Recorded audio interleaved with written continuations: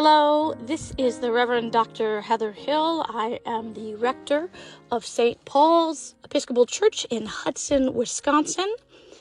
And I am reading to you today from part of my upcoming book that's to be released this spring on how do we move the Episcopal Church to worship a fully gendered God and not just one that is masculine or neutered.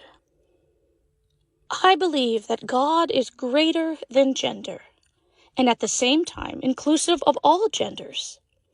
As God affirmed from the beginning of creation in Genesis 1:26-27, let us make humankind in our image according to our likeness. So God created humankind in God's image. In the image of God, he created them. Male and female, they created them. God's nature is both male and female, and yet the inclusive liturgical practices I was using chose to neuter God instead of affirming the wideness of God's character. I took away the glory of God's image and replaced it with a sterilized being. I immediately knew I had to re-examine the main Anglican prayer books written in English to seek new ways to express the Trinity during liturgy, especially to search for words and blessings that encompass the full genderedness of God. Anglican liturgy has been written using male pronouns for God since the Book of Common Prayer was created during the Reformation. As the Anglican Communion spread from England and its colonies throughout the world, it continued this practice. During this last half-century, increasing numbers of people have longed for a more gender-inclusive representation of God.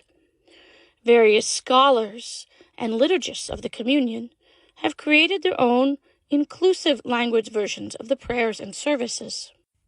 However, upon examination of these liturgies, feminine language and feminine images of God have not appeared.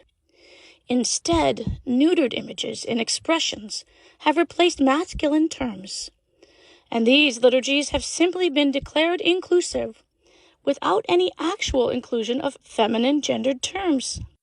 Despite the beautiful biblical imagery of the female nature of God, Anglicans have not embraced the full genderedness of God in their prayers, but have neutered God. Liturgists have chosen a neutered God instead of using expanded gendered language for God.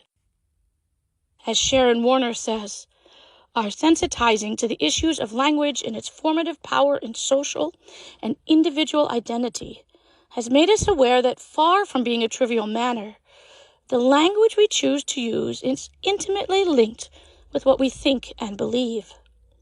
It goes back to the ancient concept of lex orandi, lex credendi. The law of what is prayed is the law of what is believed. In Anglican liturgy and theology, our prayers shape our theology. If our prayers do not include God as female, then we cannot fully embrace that women are made in the image of God.